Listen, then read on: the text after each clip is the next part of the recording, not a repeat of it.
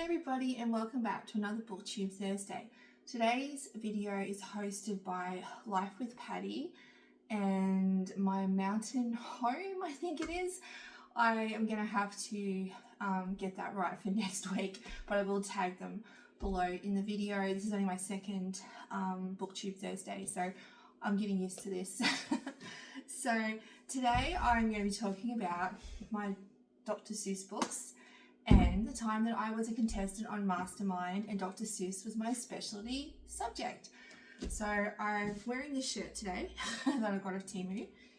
It says, in a world where you can be anything, be kind. I try to be kind most of the time. So these books, I got these from Target years ago when my first child was about 2. I think it was, or maybe, might have been for his first, this was his first or second birthday anyway. So this box set includes The Sneetches and Other Stories, Horton Hears a Who, Dr Suess The Sleep Book, Horton Hatches the Egg, my absolute all-time favourite, The Lorax. My son, that was his favourite. I used to read it to him every night, but he he couldn't concentrate on the whole book. It was a pretty long book for a little baby, for a little toddler. So I would just sort of paraphrase it. I'd read the first couple of pages in rhyme and then I would sort of paraphrase and be like, hey, look, there's a guy, you know, look what he's doing. He's got a bucket and a pail. Oh, I wonder what's going to happen. So that's sort of how I would read to children with ADHD who can't concentrate. Look, there's some beautiful truffula trees. So that was his favourite book. I think this one is my daughter's favourite, Daisy Head Maisie. This is a pretty good one. It's very cynical. I think my Dr Suess is that he's so cynical, but yet he presents it so beautifully.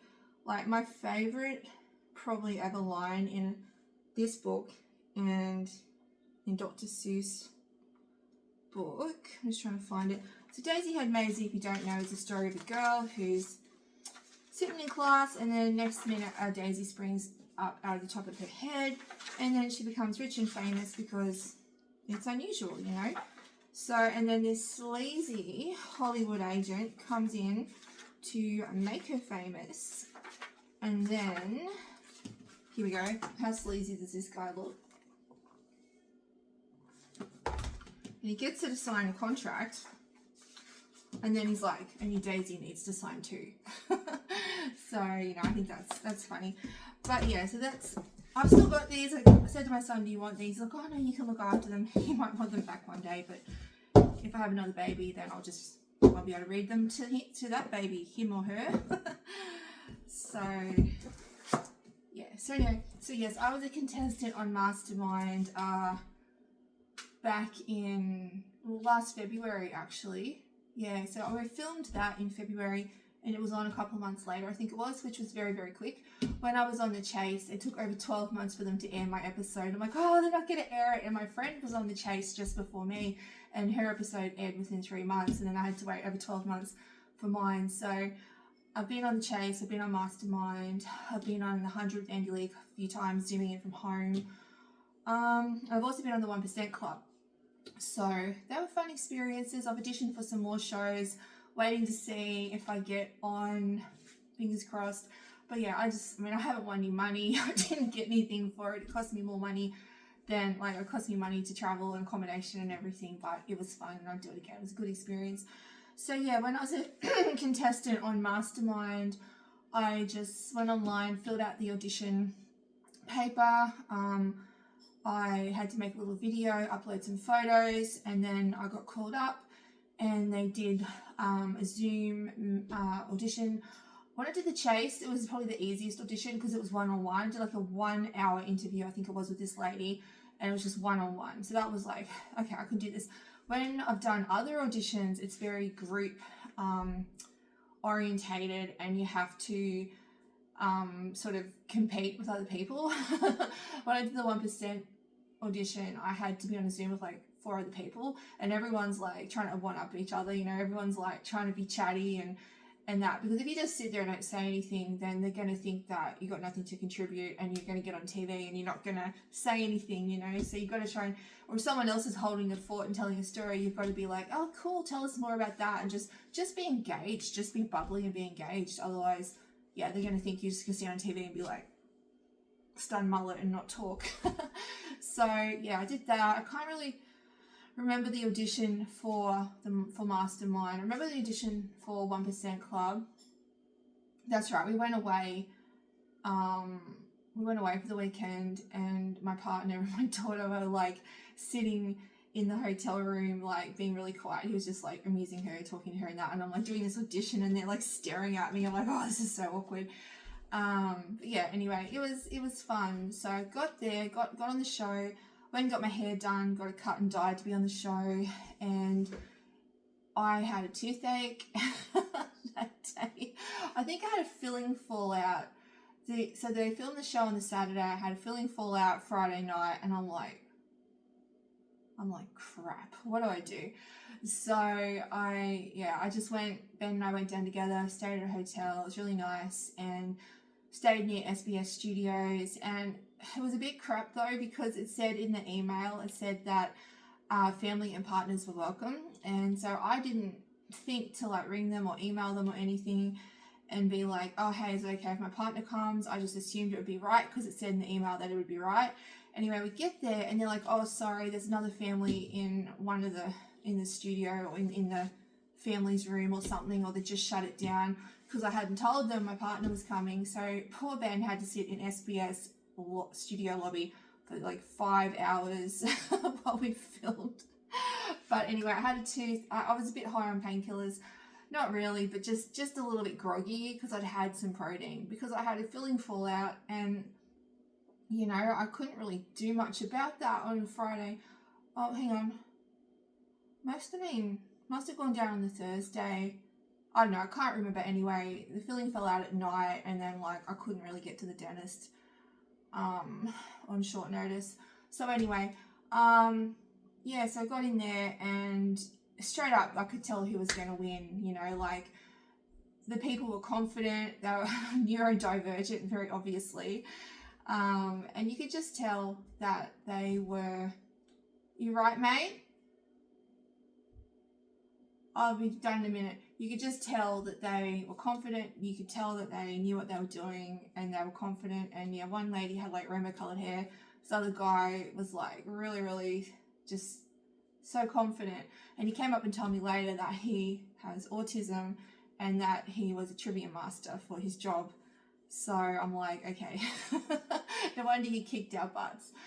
But yeah, like it was a bit I was a bit nervous when I did Mastermind. I don't know why. When I did the chase, I wasn't really nervous. I did the 1% Club, I wasn't really nervous. But when I did Mastermind, I was really nervous, and I think I was under a lot of stress at the time, and I wasn't feeling great because I was having teeth issues and I had to take medication, which I didn't want to take. And then also, Mastermind is very intimidating. Like you go in there and it's all in the dark, and you know, and you've got a specialty subject. So I was like, if I stuff this up, and I've meant to have been studying for this for like 3 months, I'm gonna look like the biggest idiot. And so anyway, I got in there and I did all right. I might try and add a bit of footage into this video if I can work out how to screen record on my new computer, and not get flagged for copyright. I'll at least put some photos up.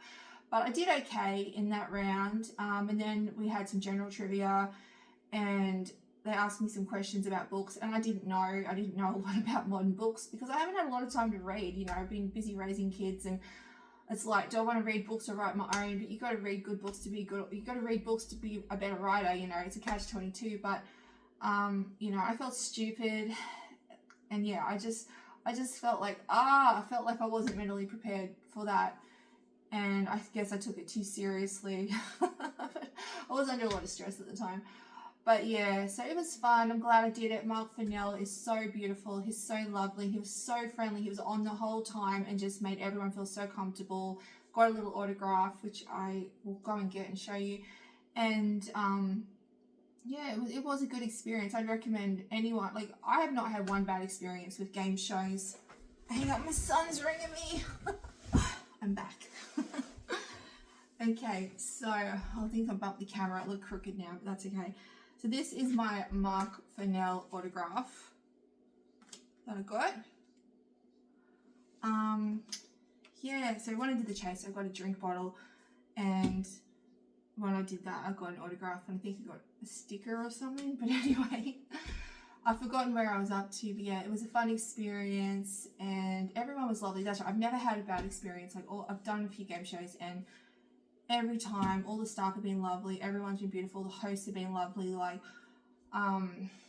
yeah, you know, I haven't had a bad experience. I can't say anything negative, and I would encourage, you know, other people, especially in Australia, if you want to go on a game show, just audition and do it, because it's so much fun. And yeah, you're not probably going to win anything or win much. Like, I'm just waiting for Wheel of Fortune to come back. Like, I would just die if Wheel of Fortune came back, because it's been my lifelong dream to go on Wheel of Fortune. I know that sounds really nerdy or weird, but when I was a little girl, I used to watch Wheel of Fortune, and I used to say I'd love to go on Wheel of Fortune one day. And now they don't have it. Like, they do have an Australian series that they're filming in England, which I haven't seen on TV, but I did see the call out for that, and I was like, oh, I'm going to audition. And then I realised they were filming it in England, and they were only taking people in from England, like Australians living in England. So I was like, oh, that sucks, but it might come back one day. So yeah, that was my experience, and I'll try and add a little bit of footage on awesome photos on to the end of this video, but I've got to go and see my son now. So that was my Thursday book tube, and I hope that was interesting, hearing about game shows.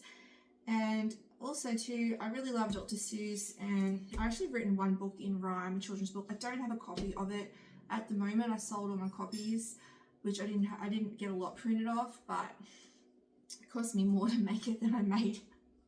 Didn't make any profit. But hopefully that'll change one day. Hopefully one day I can be a full-time writer. But yeah, I wrote this book called Jasper and the Elemental, and I'll put a picture right here. And it's just basically about this kid whose dad's reading him a story. There's a storm on, and he thinks that the Elemental is like a monster in the middle of this book, and it's going to come out and get him. And it's just this like an alphabet book, and I thought it'd be fun to write something like that rather than like A is for apple, B is for bear, you know. So yeah, anyway, thank you for joining me on today's BookTube Thursday.